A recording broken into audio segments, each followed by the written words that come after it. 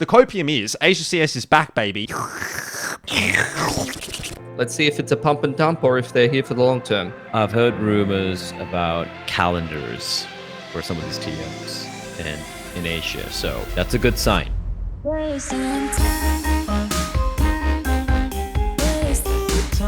Hello, welcome. It is episode 50 of Geographically Challenged. We made it. I can't fucking believe it. Really didn't think that we would get to 50 episodes when we started this almost 4 years ago in April of 2020. But here we are, the Three Musketeers, still kicking along. And look, the episode name for the very first episode of Geographically Challenged was, or the title was, Asian Counter-Strike is in the worst state it's ever been, or something like that. And you know what? I don't think we can necessarily say the same for the current day. I would say we're currently not in the worst state Asian Counter-Strike has ever been in. So it's an improvement. It's an improvement after 4 years. So well done, everybody. I'm happy to be here. I think Blair's happy to be here because it means he's finally home. How's your travels been? You've been on the road since IEM Sydney, which is crazy to me because that feels like a lifetime ago. Yeah, it's been rough, but can't complain. You know, it's great to do CS. Yeah, like Sydney was fantastic. I think, yeah, I had a great time there. Then was in Belgrade for about 10 days doing the Rubet Cup with Casad. That was online, right? So it's more of a chill vibe, but like the time zone difference did kind of fuck me over. Sydney to Belgrade is pretty far away. And then went to Romania to do the CAC, but in China time zone. So I was waking up at 3 a.m. for like another week or so, and now I'm back. So I don't know what time it is. I don't know what day it is, Jordan, but I like Counter-Strike. So me too. I like Counter-Strike too as well. I mean, I think it's doing good. Pilski, what have you been up to? You're just doing the Valorant stuff at the moment, aren't you?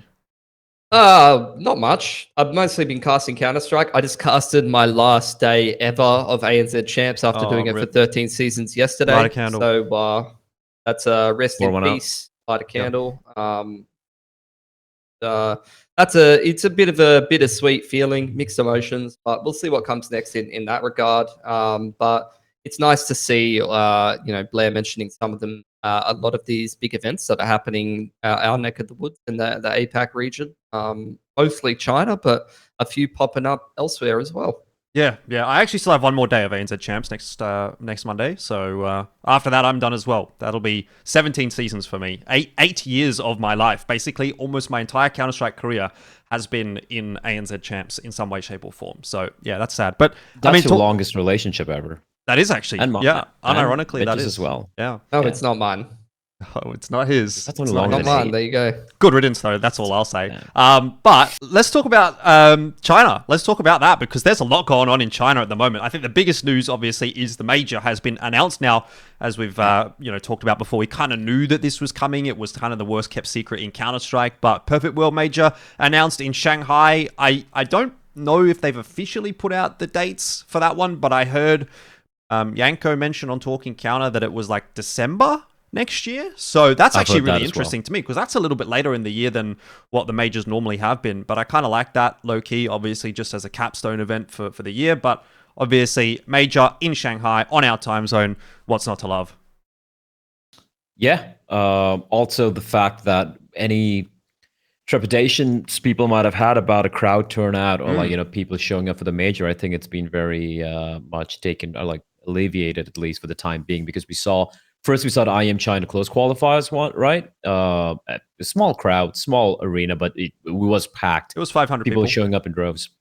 Yeah, that's fucking sick. And then we saw CAC where it's not really a very big arena, but people showed up in droves, even though there were no Chinese teams remaining in the final day, right? So I think that's a great sign. They seem to be a big fan of Counter-Strike in general, big fan of the players as well, apart from a few scumbags who are selling their signatures on Chinese eBay, making that money. Dude, some of those is that the minority? Because I saw how crazy some of the Chinese fans even were for SIGs, and I'm now at the time I was like, wow, this is very nice, this is very wholesome, and then I just see that post from Rox on Twitter where I'm like, oh, this is a business. Changes this. I think I like to believe that it is being. I mean, there are more genuine fans there. Let's put it this way, right? You look at the arena, right? You look at how many people were there. If they're just there for the signatures and selling it, they would have just fucked off after they're done, right? It's just logic. So yeah, overall, I think it's a great sign. I think it's kind of crazy that Asia never had a CSGO major at all in 10 years, 11 years. So I think it's high fucking time. And I think it's also a great time because with CS2 coming out, hopefully, and look, we're not looking at Counter-Strike unlike other esports game where, you know, we're like, oh shit, we got to squeeze as much as we can out of this game the first, you know, in the next 3 or 4 years. This is a game we foresee being there for at least 10 years, right? Give or take, just like CSGO was. So for them to have a major this early in a country which used to be a powerhouse in Counter-Strike back in 1.6 and really hasn't in CSGO, I think it's a good sign. I think it's a good time to do it as well. And hopefully this drives more interest in Counter-Strike in Asia as a whole, you know, finally. Yeah. I think that's a good point as well, because I hope that, you know, you mentioned throughout the entirety of the life cycle of CSGO, never had a major in China. And I think that, you know, maybe Chinese Counter-Strike, although at times showed potential, definitely wasn't as successful as any of us would have liked. We would have loved for Asia to be competitive in like top 8 of majors and things like that, or you know, be able to actually make it deep with.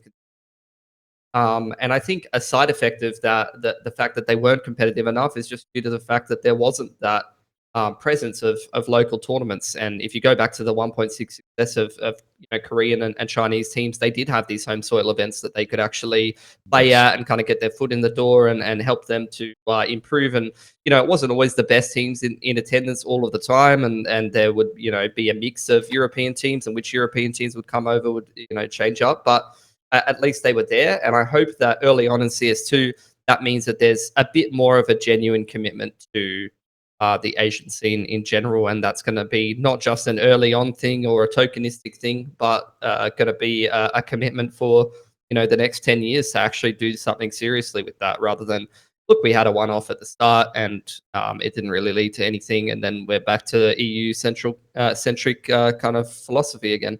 Yeah, I mean, I definitely like it. I'm a big fan, obviously, of having the major in China. No question about that. I mean, at the end of the day, if Asian CS starts to sort of pop off, then more people will watch my podcast, and you know what? I'm pretty happy about that. So that's my main motivating factor for seeing Asian Counter-Strike do well, of course. The only question I would have, obviously, is like, you know, it's perfect world, so the likelihood is that it's going to be PGL, which means PGL's got 2 majors. They've got the first 2 majors of Counter-Strike 2.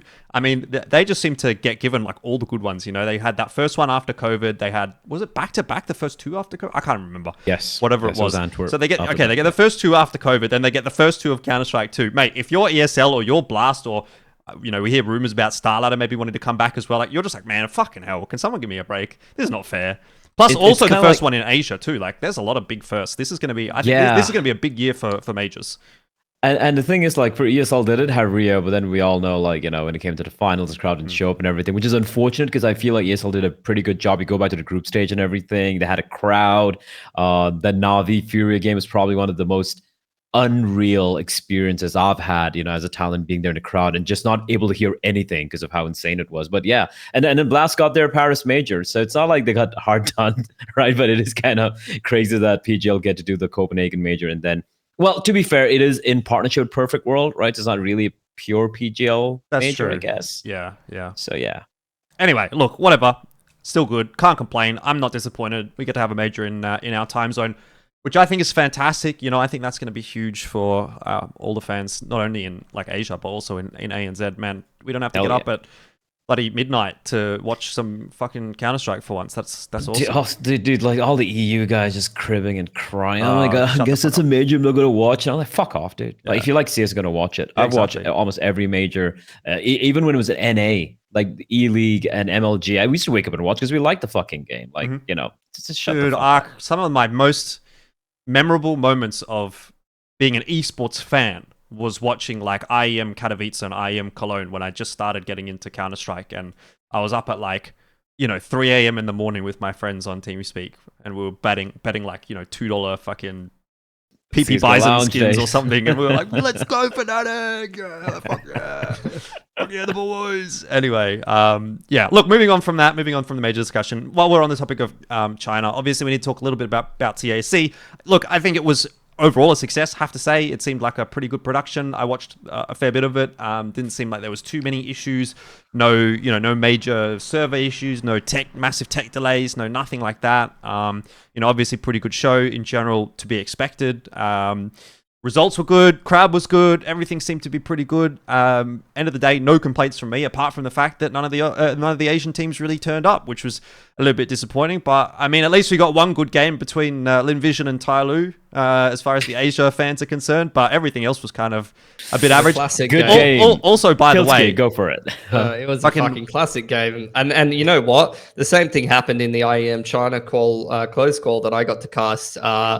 Tyloo, the curse is real. It's fucking confirmed at this point. Like they just cannot win one of these series to save their life. It just feels like when they're on the verge of winning, and then even against Linvision, they're choking. I saw, was it Kaze? I can't remember who the interview was. But Kaze said Linvision, #1 Chinese team, but doesn't even believe his own fucking team is the best, and they continue to lose. I cannot fucking believe it. I mean, I can't disagree with him though. Like, let's be real. You just look at the results. He's not wrong. No, man, like it's that game. That game was painful. It was pure pain watching. I think Tyloo should definitely won that. They threw away a 2v5, I think, a 2v4, and then a 3v5 or something in the final round to like kind of throw that game. But it was entertaining. I'll give you that. George. Yeah, I mean, bro, I think it was Linvision, T-side nuke, and Tyloo were up 10-6, and they were CT side. They had like 5 or 6k economy, and I'm like, they're going to win this game in the IEM China close call. And then they got eco'd.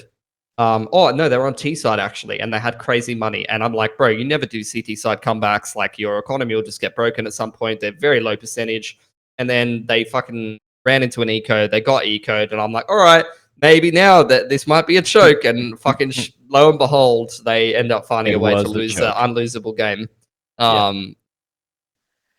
Yeah, look, I mean, Tyloo losing to Linvision is one thing, but also I sort of hoped at least that we would get like maybe a semi-competitive series against like one of these teams. Like Ents obviously having the snappy rumors going around the place, and like there was a couple of, was there a team or two there with like a sub? I can't really remember what was going on. It was like Mouse and FaZe were the only two teams where they were like, the full like lineups. legit Ents had a stand-in. Yeah. Nip had a stand-in. Not just a stand-in. Nip right. It was Nip, didn't even have their IGL. Did Nip right? play like against Alex wasn't there. Linvision off the top of my head? Or was that I think one of them did. Anyway, whatever it was, it really doesn't matter, right? Yeah, the point was you should be getting these wins. Instead, these two Chinese teams, right? I think both Linvision and Tyloo, and I said this on a podcast I was just doing a previous night with Maui as well. I feel like they let the moment get to them, the occasion get to them, and then you just like, it's a mental thing. In the case of Tyloo, it's a mental thing, and also the fact they have to play 4 versus 5. Can't deny that. Yep. And yeah, hopefully that changes. But right now, Chinese CS, the promise they showed playing internationally, it just hasn't blossomed. It's still there. Yeah. It's still stagnant. I think maybe they have that underdog mentality when they go overseas, but home soil, and even in some of the other recent tournaments like Sydney, they haven't been competitive. Like lately, the Chinese teams against international teams. Yep. I mean, we had that good period where Mongols, like almost every event they went to, like they would win a series or maybe even 2 series, or they'd look competitive.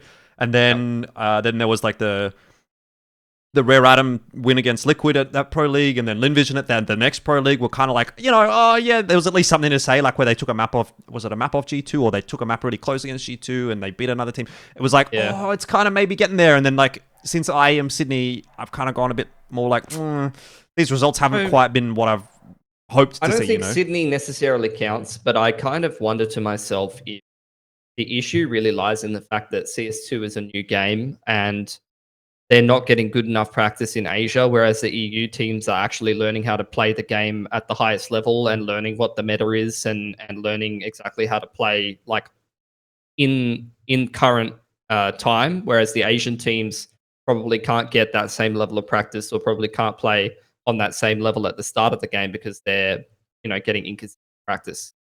And I'm not sure, there's been so many events back to back that maybe that might be a good enough argument for that. And maybe some of the EU teams have been traveling around so much that they probably haven't even got great practice yet either. But That would be my argument, because it's like, well, I mean, you're talking about that. It's like, what has Lin Vision not had that someone like Mouse has had? You know what I mean? Like, they both played IEM. They both came off of ESL Pro League. They both played IEM Sydney. They both just played CAC. I mean, did Mouse play in one of them Thunderpick Rubet fucking Ding Dong Cups over there? I can't remember, but Ding Dong. They did. Mouse doesn't matter. Thunderpick. The point is, they maybe had one more tournament, but like, let's be real, Mouse themselves have been on that fucking travel grind, same as Lin Vision. So, like, I just think they're not as good. Obviously, end of the day, that's the big story. But trying to do the copium. Hey, copium is Asia CS is back, baby. We're not talking about international big name tier 1 events coming to Asia. We're just talking about the local domestic Asia CS tournaments that have literally not existed for like the last 2 years. Like, when was the last time you heard the name eXTREMESLAND? It's fucking back, boys. Okay, so this is huge-ish. I don't know. We'll see. There was an eXTREMESLAND Cup in like 2022, but it was kind of low-key. Same for 21. And then back in 2020, it was like that online weird fucking bonanza that, didn't really care about. But the last proper eXTREMESLAND, which was the 2019 eXTREMESLAND, was kind of pog. We were all there. We all had a, okay time. I'm not going to say it was a good time. It was a good time if you like having the guy in your ear, the producer just slurping noodles all broadcast. That's fucking great. Imagine doing a full game, full map, and the guy's just. Hey, some people pay good money for that. Yeah, that's true. Anyway, it's back, which is good. The return of the Land of Extremes for it's called the eXTREMESLAND 2023 CS2 Asia Cup, and it's taking place in January in Shanghai, 26th to 28th. You got 8 teams on land, 50k prize pool, which is kind of cool. I mean, look, Asia tournament. Now, the inside scoop on this one is, and I don't think this has necessarily been announced anywhere, because we were sort of wondering, because we knew that this was rumored to be coming, and we were wondering what would actually the team lineup be. And so we've been sort of theory crafting that every now and then. But from my understanding, from conversations that I've had, the teams are going to come from China, Mongolia, Korea, Thailand, Vietnam, and Turkey.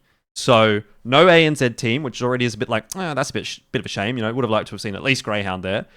And then you're thinking, okay, of these regions, what are the teams? Obviously, probably two or three Chinese teams, one or two Mongolian teams, and then one from each of the other regions, I would assume. So in my head, the way this looks is Lin Vision, Tyloo, Mongols. And then if we're taking a second Mongolian team, Atox. If we're not taking a second Mongolian team, then it'll be like Wings Up or Rare Atom. And then one Korean team, one Thai team, and then like maybe a Vietnamese team. This Hyper 5 roster, I've seen them playing in Eflare, and they won like some local Vietnamese tournament in October, and I have no idea what's happening if Turkey... Is TR? Is that Turkey? Because that's... I was told TR. TR should be Turkey. TR is Turkey, right? So I'm like, what is that? I don't know. Is that going to be that JieJieHao International team? Maybe. That actually could be a shout. Or just get it on fire. Or true. Yeah. I mean, JieJieHao's not even Turkish, I don't think, but it's just like they're one of those teams that would like sneak in on a random fucking... They're just Middle East. Yeah, they're what I mean. They're an RMR team. That's it. It's a little disappointing. Look, firstly, eXTREMESLAND's back. That's good. That's only a good sign, as long as we have more grassroots or more local events happening in Asia. Always a good thing. I agree with you. I think having an oceanic slot, at least one, would be ideal. You could replace a Turkish slot, I feel. But it is called the Asia Cup, though, to be fair. It's not called the Asia Pacific Cup, so I guess you've got that little out. Fair enough, but yeah, okay, whatever. I agree. I mean, look, to be honest, I would like to see both. Probably at this point, Grayhound and Rooster go. Like instead of, let's be real, like instead of like a Turkish team and probably a Vietnamese team. Like I don't know what's going on in Korea or Thailand as far as CS is concerned either. But like, Korea, the thing is, like, you want to build these places back up, so you do need to give them the slots. Like it's a chicken and the egg, right? So yeah, maybe there's no Vietnamese fucking teams right now, but. Or there is, but there's not going to be good ones unless you give them things like this to play in. So I agree. But it's also an invite. So I'm like, okay, I don't even know what team's going to invite, but you know what? Let's see what they do. They probably know what they're doing. So overall, good thing. 2 thumbs up. Yep. It gets a B+ from me, Like, it's not perfect, but it's definitely on the right track. So yeah, it's a perfect world. Well, maybe one day they can work together. Who knows? Pilski, you got anything to say about eXTREMESLAND?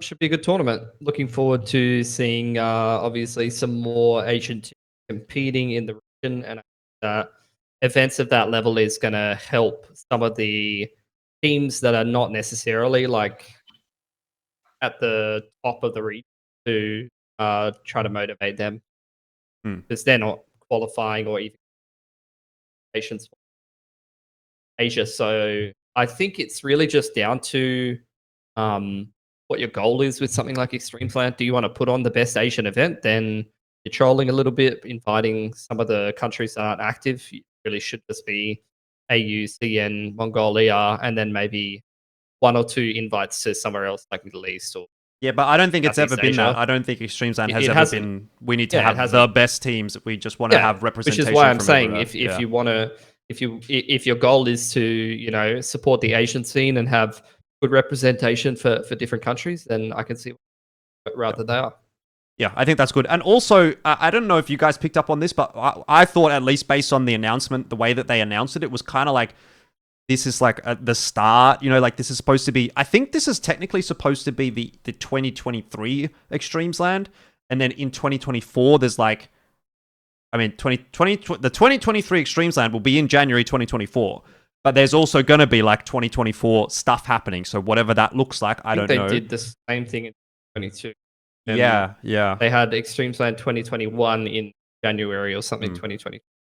Yeah, but I don't know what that means then. Like, is there going to be like, because remember the EXTREMESLAND Festival, which was the finals, always used to be in like December of whatever year it was. Like when we went in 2019, it was the EXTREMESLAND 2019 Festival. They had like the qualifiers in like October, November, that kind of thing. So I wonder if like, this is like, oh, okay, now we're bringing EXTREMESLAND back. It's like I don't know what's not the rebrand, but like we're making it alive again.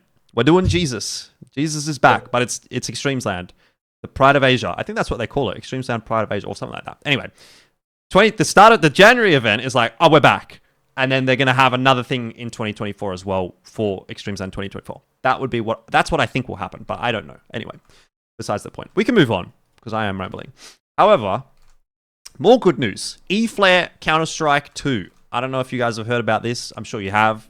Keeping your eyes on the Twitter sphere. It's not getting a huge amount of coverage, none on HLTV, which is not a huge surprise, but it's not even on Liquipedia, so that's a bit what the fuck to me. But this is a Southeast Asia tournament, basically for Southeast Asia only, which is being run by Eflare, who I've never heard of before. I think that's a new TO. 100k prize pool, though, so that's pretty big. That's very fucking big. In fact, I thought... Look, when I saw this, I was thinking, I don't know if I would have dropped 100k on Southeast Asia. I probably would have thought 425k tournaments might have been a bit of a better investment just because, I agree. You can spread that money. Like, you're going to get people in Southeast Asia lining up for a 25k tournament. Not even necessarily 25k, bro. Whatever it is, yeah.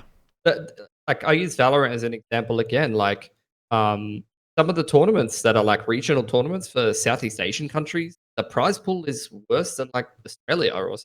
Yep. You could have probably run 10k tournaments. Yeah. They don't even need like some crazy prize pool in USD or something. Definitely run a lower prize pool event and could have a whole circuit, bro, for 100k. I don't understand why you would drop it on one tournament. Yep, I agree. Anyway, look, that's one thing. Maybe they got money to burn. Maybe that's a good sign that it's something that we'll see come back. But I do obviously have to question it. That said, it has brought a few notable names back. I mean, we can talk about some of the teams, but I don't really want to go like super in-depth into it because they're all punk teams anyway. But like, you got old goats, which is Legia, Crazy Guy, Retler, Neff, and Darion, which is, a lot of OGs coming back. Bleed. Yep, that's Bleed. And then, but like, they're playing Counter-Strike, so they're not Bleed. But then you've got Dreamscape, you've got Splashkey, Impression, Derek, the Philippines Derek. That's pretty cool. Yep. Balloon Animals, Bulbasaur and Tommy are playing there. Onge Warrior, which has got Bentet, So there's like, a few names, few notable names. Plus Bentet and Zine and Zeralte. Oh, I didn't even realize Zine and Zeralte are playing on that team as well. So that's that's it's like the NKT leftovers. Yeah. Boys. Okay, yeah, that's cool. And then a couple of teams from the Philippines and Vietnam, like these guys that I was talking about earlier, the Vietnamese team. So, like there is still interest in a lot of these Southeast Asia countries by the looks of things. The sort of the question that I would have with this is like, are you realistically going to run this tournament and actually foster the Southeast Asia scene? Or are you just going to get the bag chasers coming back? Like the old guy, like let's be real. Like Splashkey, Impression, and Derek, and Bulbasaur and Tommy are not fucking running it back in Counter-Strike 2 and rebuilding Food Dreamscape. Like it's just not, they're not, you know, fucking Impression's working at Bleed and spat on my fucking mic, Jesus Christ. And Splashkey's, you know, he's doing his thing. And like these guys have all moved on, right? They've all moved on. They're not coming back and reviving Singaporean Counter-Strike or whatever, as much as we'd like that to be the case. So like it's nice to kind of see them back as like, this is cool, this is fun, I like to see them there. But let's be real, like what you actually want to see is not OGs making pug teams to play in a 100k tournament just cause. You want to see actual teams signing up, being competitive, having a good time. So I think we're probably not at that stage yet. I think it's definitely something where if you see another few more of these tournaments, you might actually start to see proper teams kind of filtering through. But at this stage, I mean, look, it's 100k that's going to a lot of players that are probably not super invested into CS2. However, like, again, I'm not going to fucking complain about a Southeast Asia tournament. I can criticize it, but I still think it's overall a net positive. Like, it still gets a B for me. Like, it's not, I'm not mad at all. Yeah. I mean, it's a good thing, but I do agree. It's the same thing I said for the Skyesports Masters as well. Just splitting up the prize pool and spreading it across, I think, would be more sustainable overall. But maybe they got $1 million, Jordan. We don't know. Maybe it's going to be another tournament number 2. Yep. You know, and then they're going to host another tournament after that. But yeah, look, if it's going to get stoke some interest, and I'm looking at it this way, right? You look at some of these Valorant players, probably never tried CS or whatever, and they're like, oh, crazy guys playing. Oh, these guys are playing, but they're like Valorant players. Why are they playing Counter-Strike? Maybe Counter-Strike's cool. Let's try it out, guys. So that's what I'm looking at. But it's another tournament, and hopefully it's a sign of things to come. That's about it for me. Yep. I don't really have anything to add. I think inefficient resource allocation probably could do better things with the actual money, especially when sports days people ever talk about is things cost too much money. So I think throwing it all at a prize pool on a singular event is not going to be the best way to actually foster the Asian scene. But let's see if it's a pump and dump or if they're here for the long term. Yeah, that's all I'm going to say. I think that's where I'm sitting at the moment as well. Is like I have some criticism, like I've said, like I've highlighted, but end of the day, I'm glad that it exists in the space, and so I'm prepared to give it a chance and see what happens. And I haven't really seen too many major complaints. I did see there was a lot of forfeits. That's the one thing. I think even the first 2 games of the tournament were forfeited, and from what I understand, a lot of that it came from the way that the tournament was scheduled. That like it goes for like a week, and all these players are like obviously not pro players, so they can't get time off work. So it's just like you just have to forfeit your games if you're not available to, like, you know, because like how do you at the drop of a hat say, yep, I'm just not going to work for a week? I mean, yeah, there's 100k on the line, but like, let's be real. Yeah, so that's something that, again, that probably could have been helped out by the fact that if you would have had 4 tournaments spread over the course of 2023 for this money, people can probably take 1 or 2 days off a week, but you can't take 5 days off, you know, just like that. It doesn't happen. Anyway, the only other thing I would say about this as well is that how does it impact the Asia rankings? Because we know that, look, obviously the RMR is coming fairly soon at this point, heading into 2024. So, you know, what's the first place prize for this? I don't know, but I'm assuming it's something like 50k, probably 50% of the prize pool, or thereabouts. That's the largest Asia CS prize pool money that any team is capable of winning, and it's going to go to like some random pug team from Southeast Asia, and like that's just going to be like, yeah, they're like a top 8 team in Asia now according to the Asia rankings. Like, so it's like better prize pool than in Valorant. That is, yeah, like it's so broken. Kind of I mean, it's the same thing that's happening in the event in Bedboom, right? Like the Bedboom Dasha event happening in Dubai, where they've invited Bedboom as well to play. It's a big loophole in the Valve's ranking thing, and hopefully that gets fixed. I think that should be addressed, and I think it will be addressed, absolutely. We just don't know when, but yeah, it is a little wild that a random team probably just might be top 5 Asia just because of winning this tournament. It is absolutely should not be like a thing, and hopefully once the RMR invites, the online whatever ranking invites could go out, hopefully Valve come in, because the problem in Asia as well is because of the lack of tournaments and also the crazy recency bias we have, the rankings right now itself are pretty wonky. And when you throw this into the picture, maybe another event crops up out of nowhere, and then it just looks fucking. I will actually say that the rankings right now actually don't look that bad. If you go and look at them currently, on the day that this is being recorded, it's Lin Vision, Tyloo, Mongols, Grayhound, Vertex, Atox, top 6. That's actually not that bad. I actually would. I mean, I'd probably put Rooster above Vertex right now. I'd probably put Rooster above Atox as well, because Atox has just made changes. We'll talk about that in a bit. But like, it's not that far off of what might arguably be a reasonable ranking.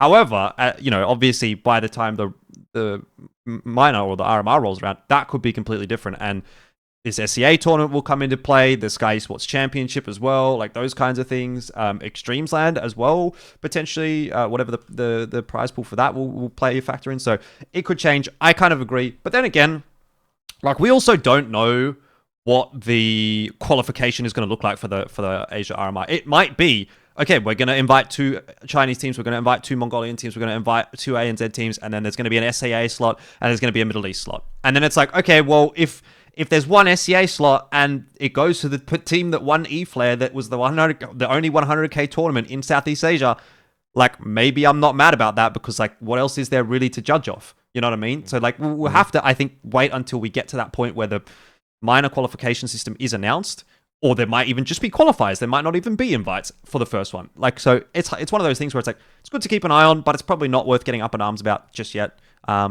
Anyway, that's enough about Eflare. Looks good, seems good, no huge complaints. Keep it up. Great work, everybody involved, hopefully. JKS got benched from G2. What the fuck is going on there? Did it actually happen, or was it just rumored? No, it's happened. Oh, it's happened. It's a thing. Jesus. Because I saw the rumor article, but I didn't see the actual. Does G2 just hate Australians? Like, is that what it is? They come to Australia, they fucking bomb out in that semi-final, and then they kick JKS? It's like, mate, you've just ruined our entire fucking year, bro. I don't know.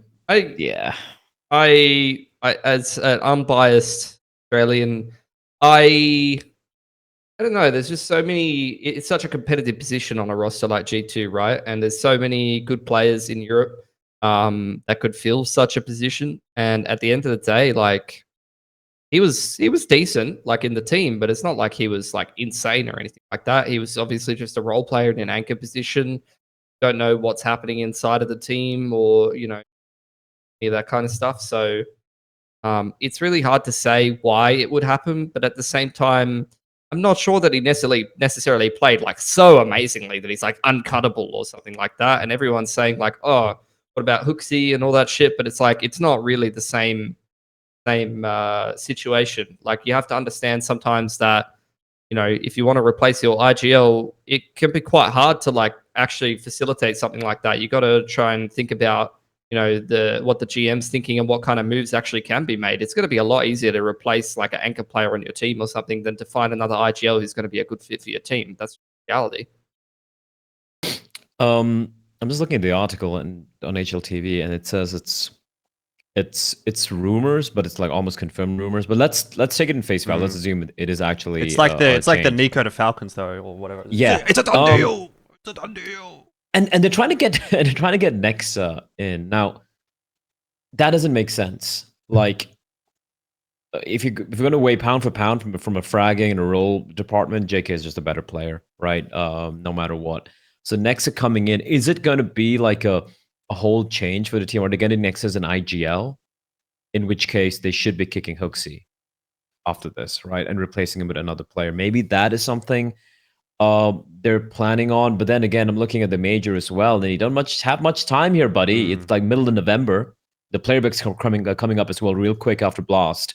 And then the major cycle starts, right? You have Kato coming up as well, which is the first and only big event before the major, apart from obviously the RMRs and everything. So I don't know if they're just getting in Nexa as a 1-for-1 replacement with JKS. That's rough. Now, could it be Justin going like, yeah, I just want to bench myself?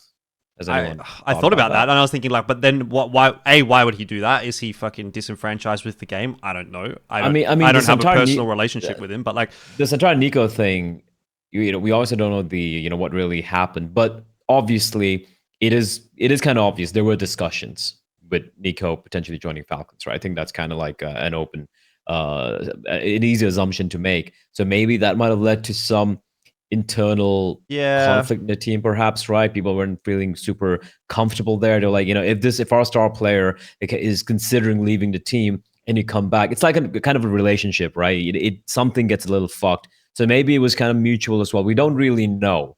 No, and there's every possibility he's got an offer to go somewhere else, and it's an appealing offer, and maybe he's just said, "Yep, that could be it as well." And to be honest, I almost feel like that seems, in my view, that seems like the most likely scenario is that he's just into NRG. Yeah, NRG definitely an option. Obviously, FaZe, there's conversations happening around that as well. I don't know if he fits in there necessarily, but like, it's not as if there aren't teams that are potentially looking for players of his caliber that would be pretty quickly able to swoop in on him. And if he's got an offer and he thinks it's better, maybe he doesn't want to go down with the G2 ship if that's where he thinks it's going.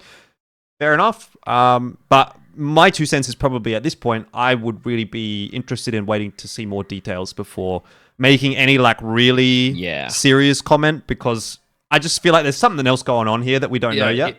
If something doesn't make sense from an outside perspective, then there's some kind of fuckery going on.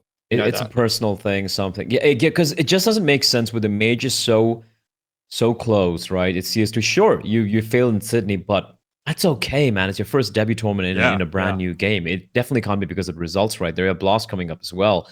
It doesn't make sense. And like I said, if it doesn't make sense, it has to be something more internal, something a little bit more deep-rooted in the team chemistry or whatever. And they're like, listen, we need to make a change right now because this lineup isn't going to last. Could be because of Nico. Could be because of JKS. Could be because of both. Maybe it's a mutual agreement. Could be G2 itself being like, hey, we want to make an upgrade or whatever. So we don't know, right? But it is a bit WTF. That's true. Yep. Anyway, moving on from that. Wishing JKS all the best, obviously, hopefully. And by the way, if nothing works out, Vertex are looking for a player, as far as I know. So you heard it here first, guys. Vertex plus JKS sources. Don't come back, Justin. If you're watching this, Justin, which I know you're not, don't come back. Don't know that he doesn't want. Yeah, what do you mean? He might be a big Geographically Challenged fan. You don't know that. Anyway, Vertex, by the way, minus Malta. It's a bit old news. We haven't talked about that in a while. We haven't spoken in a while. Obviously, therefore, we have not talked about the Vertex change. Malta's retired, which, look, fair enough. I think Malta's had a pretty good run, right? And he's. I spoke to him, over the last couple of months, and he was sort of saying like, yeah, he's getting older, he's thinking about what he wants to do with his life and this and that, and like I can understand from his perspective why he's probably ready to hang up the mouse, so to speak. I don't think it's necessarily a bad time for him to move on either, because like obviously the game's changing, you're going to be required to adapt. Vertex is potentially still number 2, but Rooster's looking really good, so it's kind of like if you're starting to move away from the game, if you're not feeling it anymore.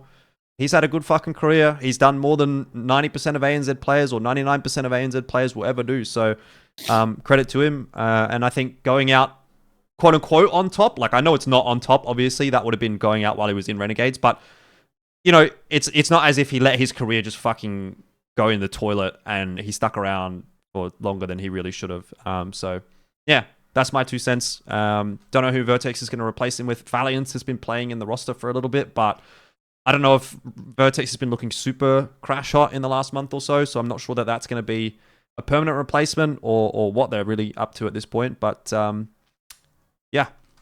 Yeah, I think obviously Malta is irreplaceable, but at the end of the day, maybe not necessarily hitting the same heights, which is exactly what you'd expect as he did when he was on Renegades. I think Vertex had plenty of opportunities going overseas and just never really quite performed. They've never done well at an international tournament. We were even at Sydney making a graphic which summed up all of their international appearances, and it doesn't look good.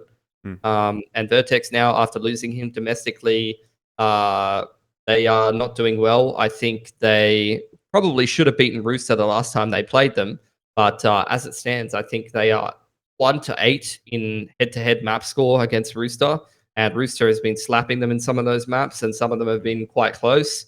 But But I think at the end of the day, Valiance has not been particularly good in most of those series. The last series I watched for him, though, the one where I think Vertex should have won if Rooster hadn't won a bunch of bullshit clutches, he played very well, and he looked like he was just as good as he was when he was back on order. So maybe he could be a good pickup for Vertex, but I think at the end of the day, there's still a team that has issues where PZ right now has not been in good form for quite a long time.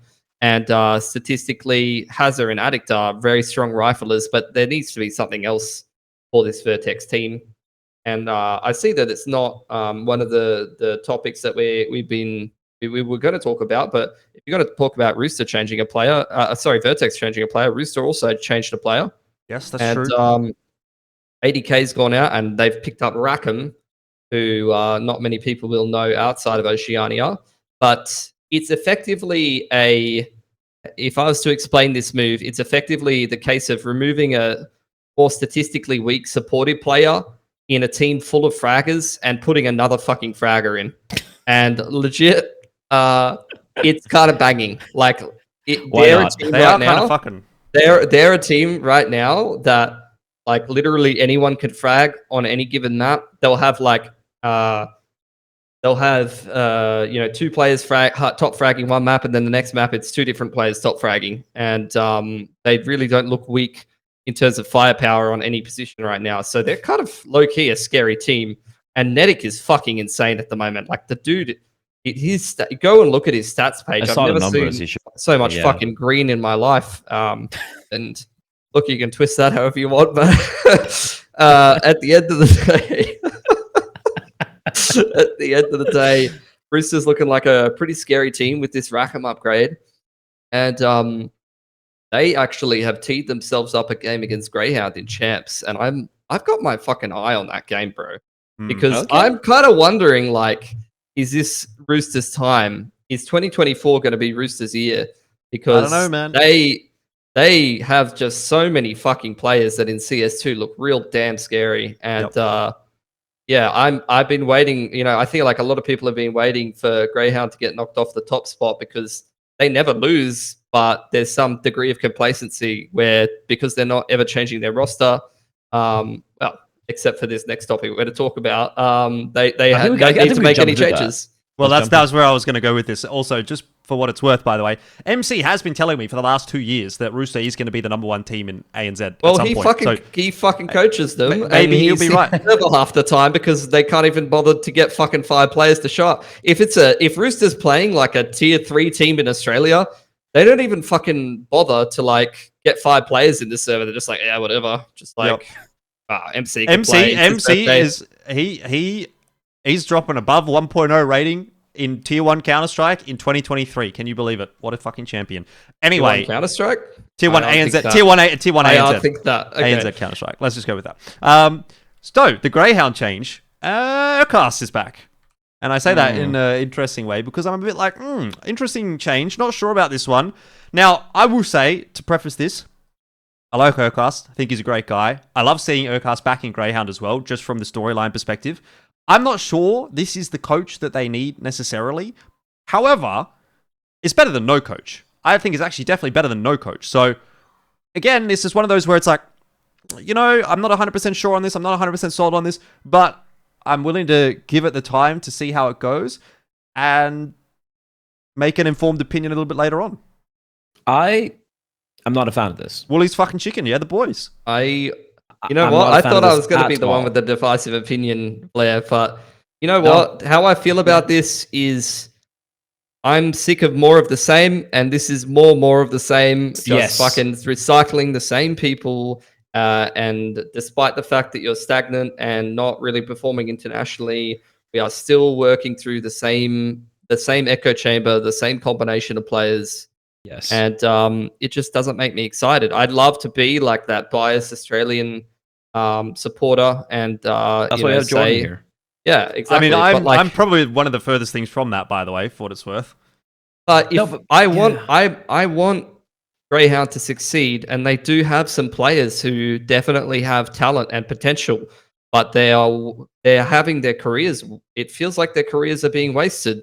Not, how would I say it? Not their careers are good, in the sense that they are successful financially and they get to travel and they get to do well in terms of their career. But in terms of being a good Counter-Strike team, it's not happening.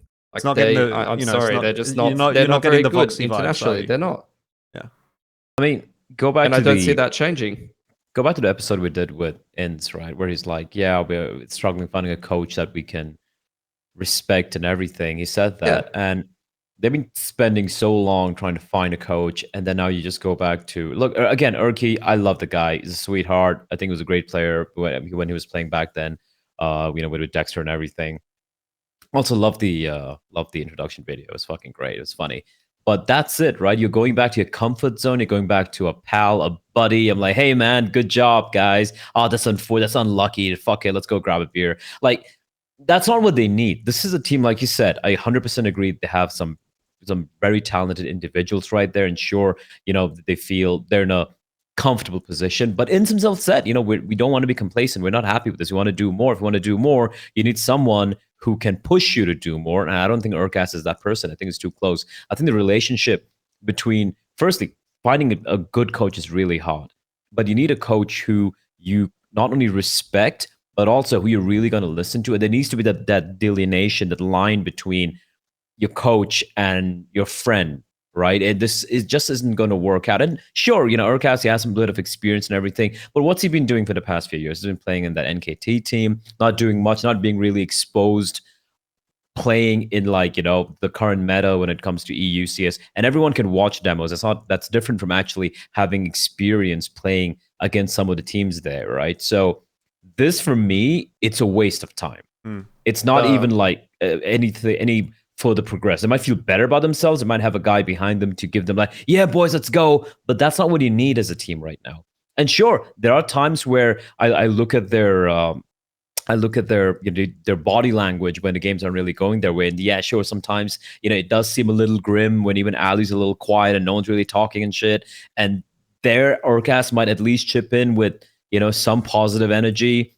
Maybe that's one positive, but I'm really scraping the bottom of the barrel trying to find something meaningful with this signing. Hopefully they surprise us, but in all honesty, I really don't see this improving their performance anytime soon, or even 6 months down the line. I think this is a failed thing, honestly. Yeah, what this tells us is they failed to find a European coach. Yep. I think. And what I'm hoping is that the person to actually push Grayhound to be better and change something and improve, I'm really hoping that that'll actually be Rooster, but I'm not sure if they're going to be able to step up to that level. That's what I'm hoping.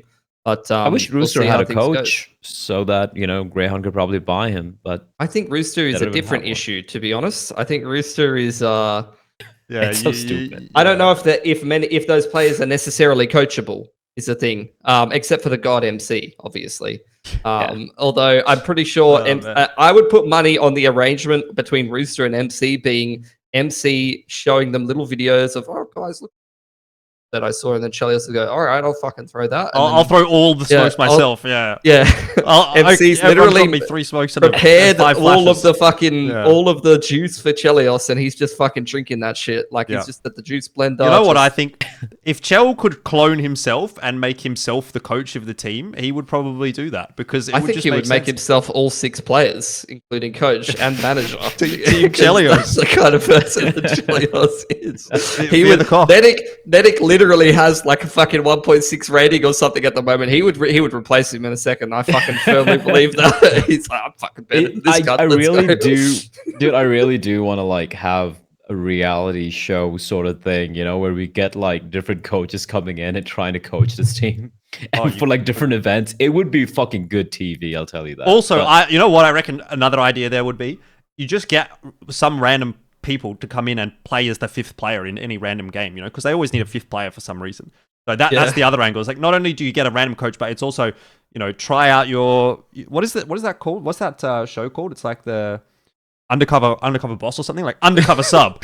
And you just get some random guy off the street to come in as TJP in the server. Right. And then you just listen to Chell fuming at what's going on. Or how about this? You actually get an EU player, like a proper EU player coming in, and they haven't met them in IRL, right? Just like, hey, we got this guy, guys. You know, his name is MCQ, and he's going to be playing. He just came in from EU. He's kind of fresh. We can try him out, and it's like some actually name, good player, right? Yeah. Like a good player, and then they play with them, and he's like, guys, can we try this? Like, shut the fuck up, cunt. Yep. Drop me an AK, bitch. It'll be Chelios will be like, drop me an AK. It's like, I only have 2,900. Surely we're saving this round. Drop me an AK. Yeah. Drop it now.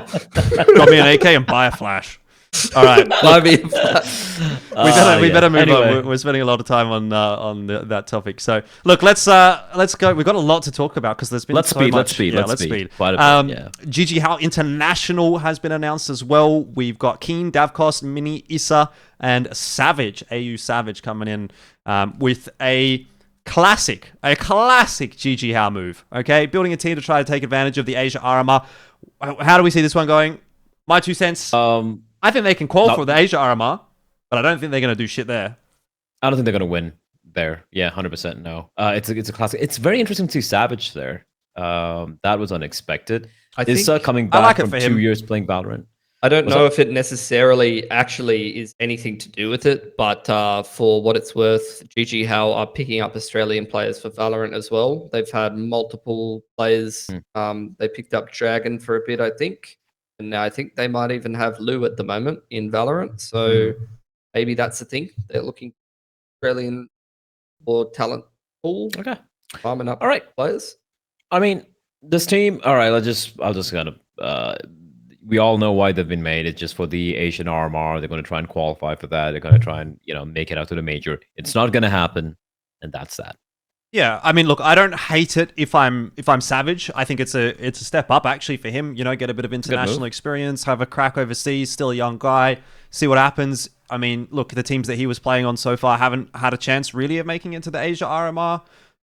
So far, I don't think he's played Asia RMR, if I remember correctly. Either way, this seems like a pretty reasonable shot of at least getting one step further in his career. For the other guys, we've seen Davkos, we've seen Issa around a little bit. I mean, look, whatever. For them, I think it's just a side grade.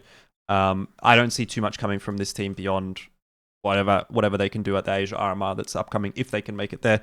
But yeah, not much to really comment on there from my perspective. So we'll move on to slowly joining Tyloo Valorant, which kind of poo-poos on the theory that Advent was getting replaced by Slowly and Jamyoung was going to be the IGL of Tyloo. That seems like it's not happening because now Tyloo are using him in Valorant. So fucking rip that one. Who's on Tyloo's bench right now? There are quite a few, right? No, I think they're all gone. I mean, Score was released, I saw. Emmy and Roger are gone. Obviously, they wouldn't be involved in the team anyway. Like, there's no other Chinese players, is there? Attacker, Danking, Aristo, Freeman. Okay, well, Danking's definitely not getting a run in. Fuck. Aristo, maybe? Why not? Aristo could be an angle. Aristo wasn't awful. Attacker? Freeman's always been a consistent force. Dude, I don't think so, dude. No? Dude, you're hoofing like some 2013 fucking Freeman copium right now. Like, you're just going balls deep on Freeman, and he's like, no, Bleh, please, no more. He wants to retire, man. You just keep pulling him out of retirement, bro. Like, no, but everyone else is retired. Like, well, to be fair, Danking did look sick in that show match. I'll tell you that. Yeah, well, I just don't see that happening. I think I just want for not. Okay, how about this? Right, I could get behind Attacker. I could get behind Advent goes in and sits in a 5e play server for 2 weeks. Can I just record you doing this and just play it next time? Because this is literally what you say every episode, bro. Why can't Jamyoung call? Fuck it. Like let him call, man. I don't care. Right? Like at this point, it's become a meme. They're the best Chinese team, in my opinion. Like the way they want to approach Counter-Strike. I think the individuals overall, consistently, the trio core of Jamyoung, Mozia, and Mercury is fucking sick. Kaze, not really what he was once upon a time, but it's okay. He's serviceable. As long as I have an IGL who's even as as long as he can frag just like even Carrigan, I'll be happy with that, man. But I wonder if you could have Kaze IGLing. Like, he's a bit of an older he doesn't player have personality. I know he doesn't. I know he doesn't. But like, does he maybe within that team have some degree of respect by being one of the older guys there? Because he was around before Jamyoung even. Maybe there's an angle there, but it's got to be either Jamyoung or Kaze in my opinion. And I think like as much as we meme about it, and I have the whole ironically I love Advent, but just watching some of these games and man, you know, they would have won that game at the IEM China qual if Advent's not there dropping like even 0.5 without rating. calling. Yeah, And it was like, yeah, exactly. It's not even that fucking impressive. Like exactly, exactly. So it's like the mid rounding was fucking atrocious why for is both he still Linvision there? and Tyloo. Yeah, why is he still? Yeah, at this point, like, Xiao Saga. like, How about this, Xiao Saga? Oh, he's Bro, 33, Jordan. No. He's 33. He fucking shat on them at the IEM China. He did. He was fucking He was crazy, a beast, actually. bro. He was a actually beast. doming. He was. What about everyone else is getting shit on? But wait, Bentet speaks a bit of Chinese, doesn't he? What about Bentet? oh my god, no! Stop. Make it stop. Can we just like move on, please? Like, no. Okay, seriously, please. Dan King in for Kaze, and I literally don't care who the 5th player is. I actually don't care who it is. You're okay with anybody. Dan King and Advent? I don't think Dan King. No, I think Advent out, Kaze out. I'm serious. I think Dan King's had his chance. Mercury, Mosea, and Jamyoung stay. I literally don't care who the 5th player is. Zachary and Westwell and boom. Yeah, well, yeah, I did. No, it would be G, right? Oh, sorry. Yeah, get G. G or Dan King. I don't give a shit. That would be the dream. Yeah, but you're not leaving Linvision. You're not leaving Linvision. No one's leaving Linvision. So I'm saying, legit, Dan King off the bench. I literally don't care anymore. Fuck it. He was a good player. And whoever the 5th is, I literally don't give a fuck. Just get anybody. Who's calling? Get anybody. Yeah, Jamyoung, I don't care. But like that's a sick team, is it not? You're the IGL now. That's a sick team. That's a sick team. It is. By the way, though, to put context in there, for slowly going to Tyloo Valorant, the Tyloo Valorant team kind of sucks. And although it is a pretty competitive scene, they are losing to Australian players who are imports in China. So, yeah, not great. Maybe he'll be back. Hopefully he'll be back. Get slowly back. Not going well. You know, the funny thing is as well, the games that I'm watching that he's played, he's only playing KO, which is like the closest thing you can get to playing Counter-Strike man in Valorant. Which is funny. It's funny. I used to play KO as well. They're literally like, let's fucking throw him on the Counter-Strike agent. just throw a pop flash and run on in. Deactivate all the abilities and just like pop heads. Yeah. Anyway, yeah, that's that. Yep. Come back slowly. Moving on. Indian Counter-Strike is alive and well. This is all you, Bleh. This is all you. Yeah, this is all you. Yeah. OG and Aurora at the Skyesports Championship. How are we feeling about that? Aurora and OG.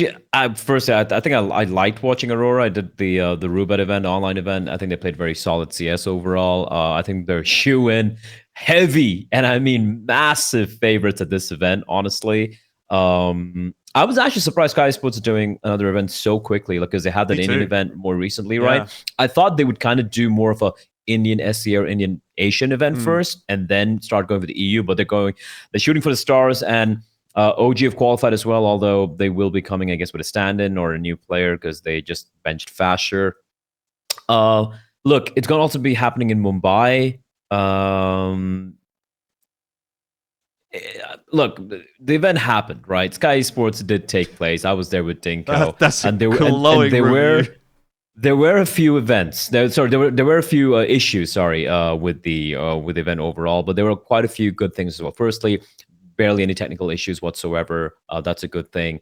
Secondly, the hospitality was fantastic. And they're also listening to a lot of feedback as well. Fourthly, Mumbai has a much more bigger fan base as opposed to Bangalore when it comes to esports, because Mumbai, because of the way the city is. So hopefully, the event happens. Yeah, I mean, it runs smoothly, basically. I think they're legit. They are definitely a legit organization, TO, right? They are putting in the work overall. And again, we talk about Asian CS, we talk about China, we talk about Mongolia, we talk about SCA, which is the Eflare event. And Skyesports more like Indian/UAE/ some teams coming in from outside, like OG and Aurora. If that can drive a little bit of interest in the subcontinent as well as in the Middle East, so be it. It's fucking great. So that's about that. Yeah, I mean, look, the way that I look at this one is the same, almost in a way that I looked at that Crown 55K Invitational way back in the day in ANZ. That's a long time where ago, it was like, we're going to invite a couple of international teams, we're going to have a couple of local teams, we're going to showcase Counter-Strike in our country, and people are going to come and be excited about it. And people did go to the Australian one, but it was fucking Virtus Pro and the most famous popular Cloud9 roster of all time.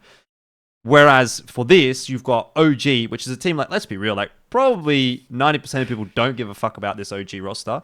And Aurora, who, if you were to ask again, 90% of people, they wouldn't even be able to tell you one player on Aurora. So I'm looking at that. I'm thinking, I like the idea. I like the concept. I don't know about the execution here. I don't think you've got the brand power necessarily to really make this a big wow moment. Like, let's be real. If you were bringing like a fucking FaZe or a G2 or something like that, people would be freaking out. But yeah, I understand that. I fully understand that it's a very different world that we're living in now, 8 years later, compared to the Crown Invitational, where you could get like 2 of the top teams in the world and just be like, yeah, we've got a 50k prize pool. Do you want to come to Australia? Like, no one's doing that anymore. So it's a lot harder for them. But, you know, again, are you basically just farming money over to some European teams? Because let's be real, like, I don't know about you, Bleh, but I've just got zero faith that an Indian team or even a UAE team is going to be any way competitive against Aurora or even OG at semi, you know, weakened strength. Which, by the way, why is it a UAE qualifier? What's going on there? Like, is it not? Would it not just be better to have 2 Indian teams if this is the way you're going to go about it? Like, what are they doing there? Historically, whenever we used to have we used to have the ESL India Premiership, right? Like how you have UK and ANZ, and historically we used to always have one or two teams from EOE who used to play in the India leagues. In the league, and then they would usually always qualify and win the LAN as well. I don't hate it, honestly. I don't hate it, but like it just seems like I think it was always good competition. It was always really good for the Indian teams to play against the UAE guys, because UAE guys were the ones who used to qualify regularly. I'm talking about, you know, your Havoc and Nami and all those guys, right? Nasser, Atox, and these guys who used to qualify quite regularly for the Asian minors. So it was always good competition. Also, the ping it's actually pretty damn good between UAE, Dubai, and India as well. So I guess they're also trying to maybe branch out and try to, because India alone CS wise it's not the best, but if you can at least get the UAE involved as well, kind of treat it like it's like ANZ sort of thing, right? Yes, kind of treat it like a region altogether, and maybe that will help elevate the local skill floor overall. So I'm okay with it. I think it's good. Yeah, okay. I mean, look, again, I don't know. I think it's one of those things where there's a lot of money being put in. I'm not sure necessarily. $100,000. Yeah, I'm not sure necessarily what the return is going to be there. Would it be better off just putting that 100k into running another Skyesports Masters type league? But who's to say they don't have enough funds to run 2 or 3 more, right? Exactly. So, yeah, exactly. It's their money. But imagine this, guys. Imagine this. Okay, I'm imagining. About this. I'm thinking. Eflare runs a proper tour. eXTREMESLAND runs a proper tournament for that fucking sounds like a circuit. You're starting to get me like that circuit all around Asia. That's fucking crazy. And then there's minors.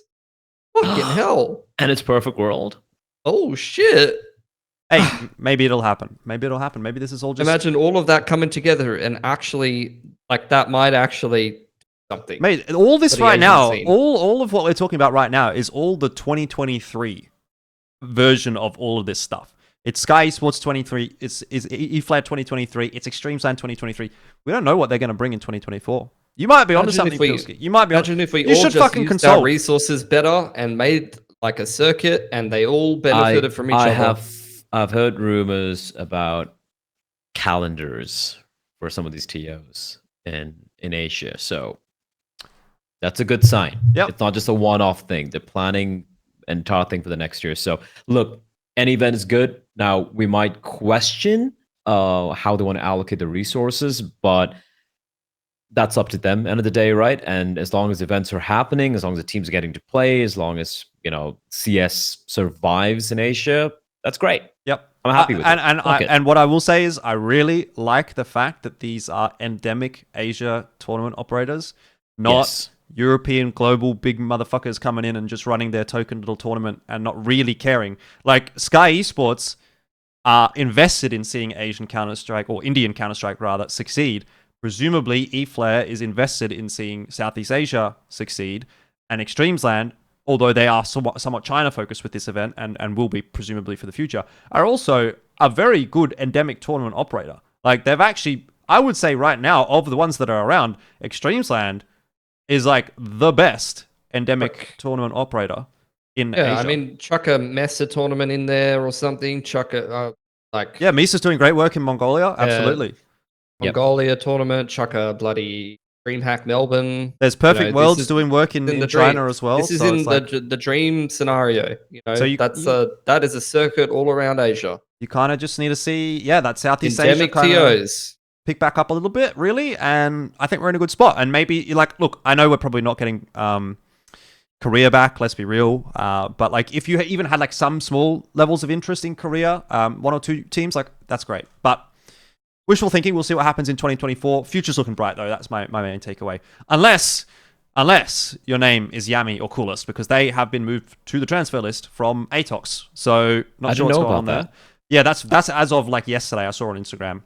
So I messaged my contacts in Mongolia. I said, "What the fuck is going on here?" Because everyone was so excited about Yami. Everyone was like, "Yami's the next big thing from Mongolia." So why is he on the transfer list from Atox? He's been benched or removed, or he's decided he doesn't want to play on the team. They said that some players didn't have chemistry with the team, and some expressed their interest to leave. So not sure what is exactly going on there. The replacements are Zesta and Accuracy, 2 players of Good Gaming. Accuracy. Accuracy TG, I think is his name. Not to be confused with, was it the Korean Accuracy back in the day? I can't remember. Anyway. I can't remember. Yeah, I think that's a downgrade looking at it on paper. But then again, these Mongolian teams, they just seem to make changes and then something good happens. So I haven't really been, I won't lie, I just haven't been too interested in Atox. For me, it was all about Yami, and now that he's a free agent, look, Mongols, Blitz, and our man Mara, they seem to know exactly what they want to do, right? Every time they made a roster change, I'd be like, I don't know about that, and then suddenly, boom, they just beat some like tier 1 team in an event. But that being said, I would love for them to pick up Yami. Who would he replace? I'm not sure. Not sure you can cut anyone, really. Like, I mean, it's definitely not Blitz, definitely not Techno. They're locks for me. 9-10 Zorping, so Mizzino or Senzu. They've just picked up Senzu. They've really only just picked up Mizzino as well. Like, he's only quite fresh in the roster, so it's like... And actually, Mizzino, I feel like he meshed pretty damn well on the team as well when they played in Cologne. I'm looking at the results they had with this lineup, and well, Senzu's actually top fragging as well right now for them. So Senzu's doing well. Mizzino, statistically the weakest player from... But I don't know what he does for the team as well. He was in like the anchor position. Yami could be that. Yeah, but look, I don't think you're making a change in Mongols. But then again, I said that like before they made the changes that they did. So they might. That might be what's cooking under the rugs here. But look, I don't know. It seems like a weird one. It's interesting that that's happened after they like Atox come second in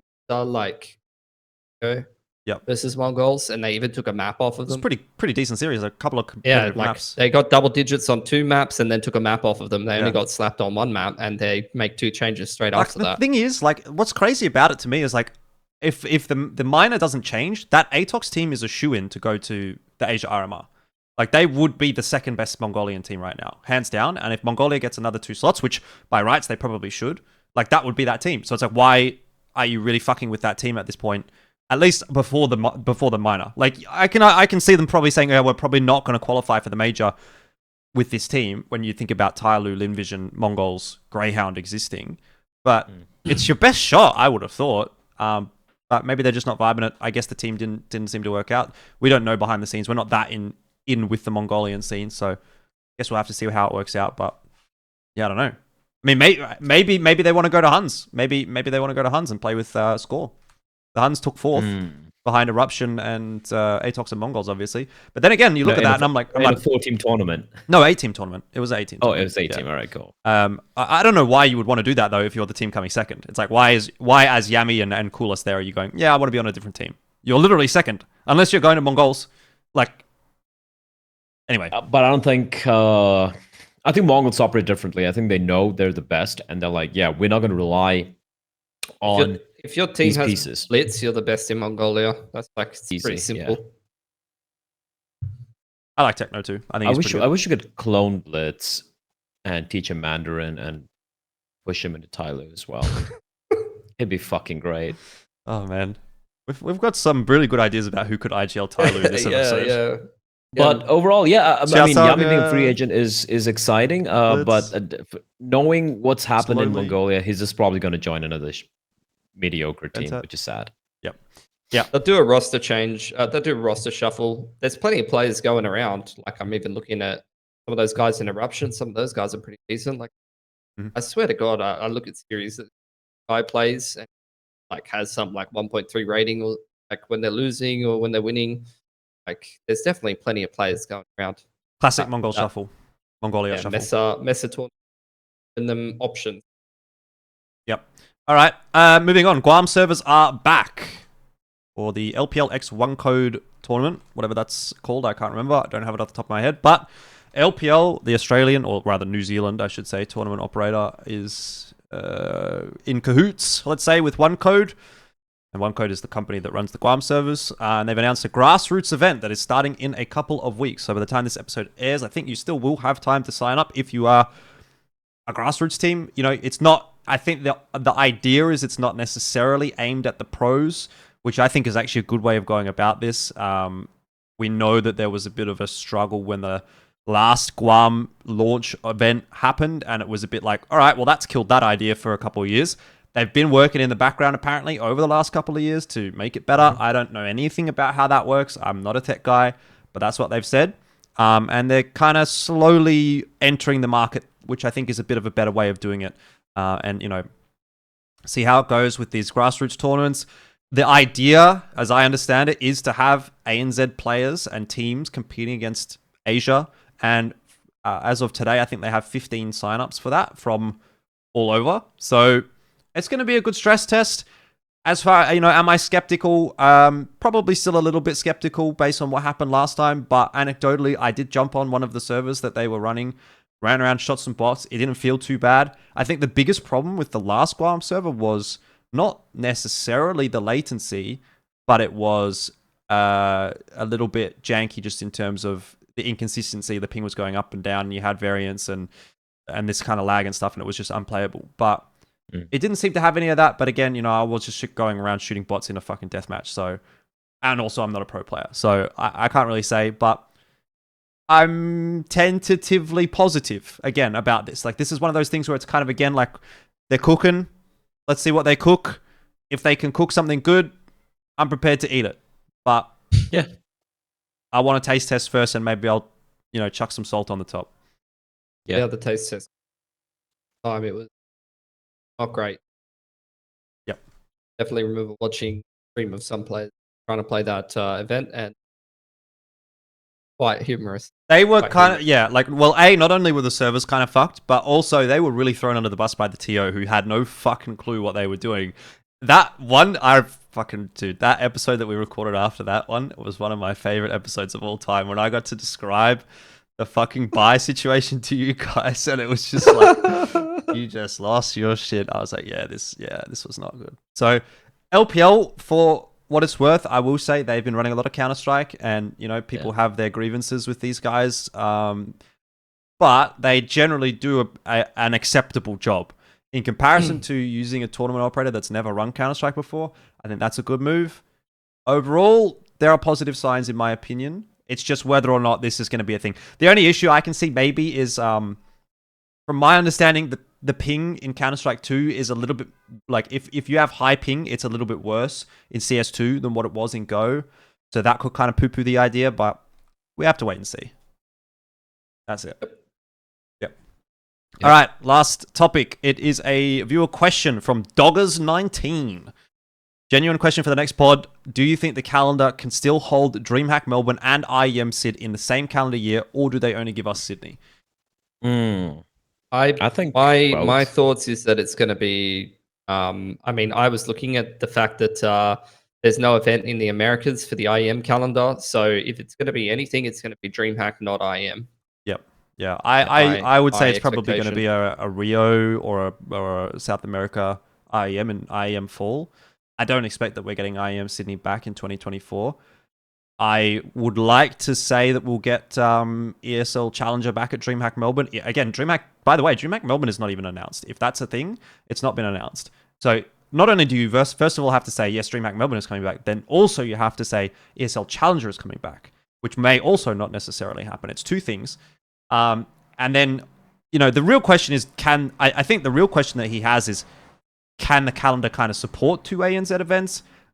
I don't personally think from ESL's perspective that they really want to run two events in ANZ, especially if they're dedicating one of their IEMs to China.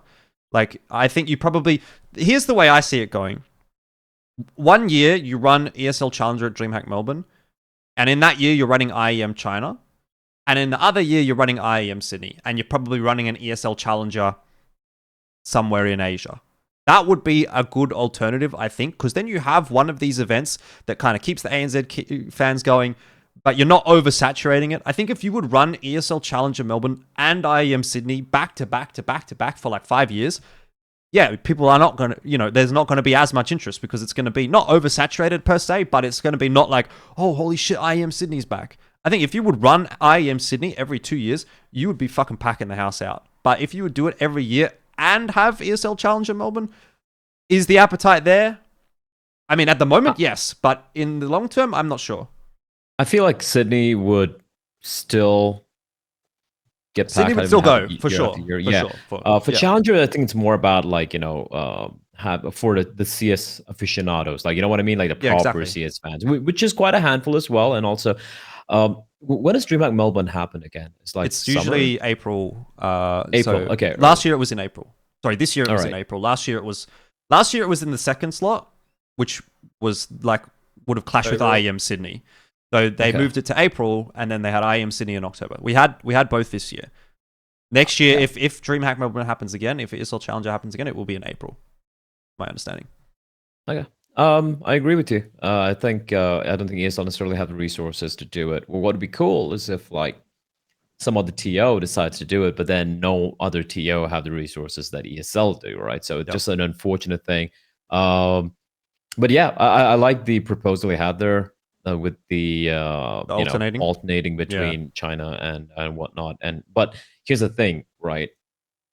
While Sydney's fucking sick with the crowd and everything, I really had a great time. I think it was fantastic overall. But China is just a more lucrative market. Mm-hmm. It just is, right? Looking at the numbers and everything. And if IEM China is a great success, and it does also, lead to, more interest in CS, and it becomes a big, whatever, yada yada yada.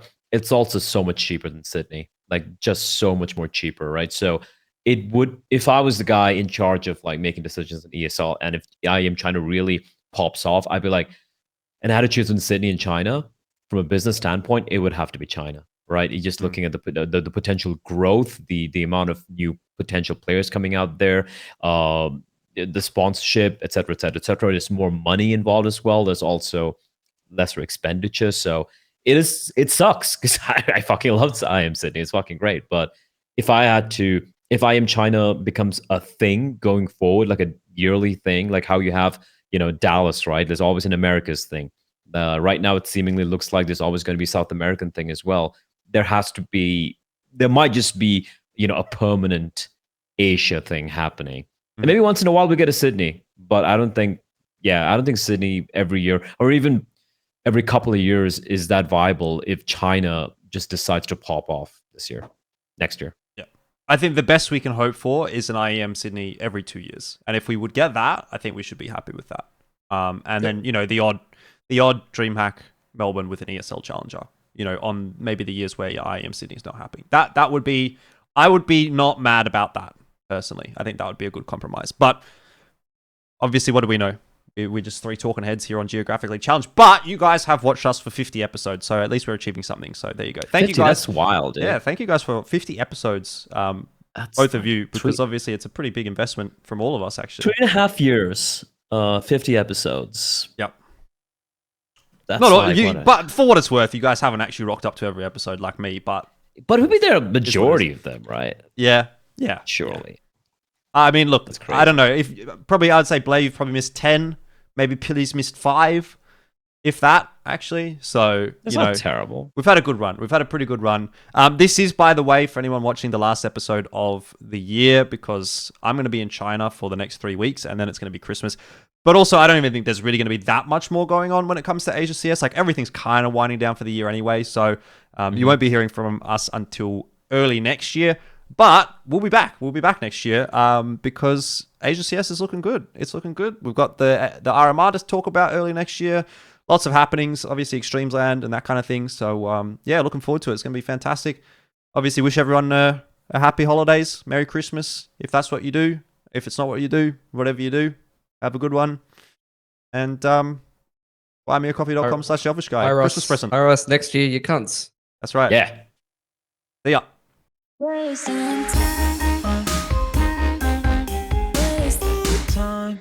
Hey guys, just at the end of this video, I'd like to give a quick shout out to Jean, who is my first supporter on buymeacoffee.com. If you'd also like to support me financially or any of my content, make sure to check out the link. It is in the description box below.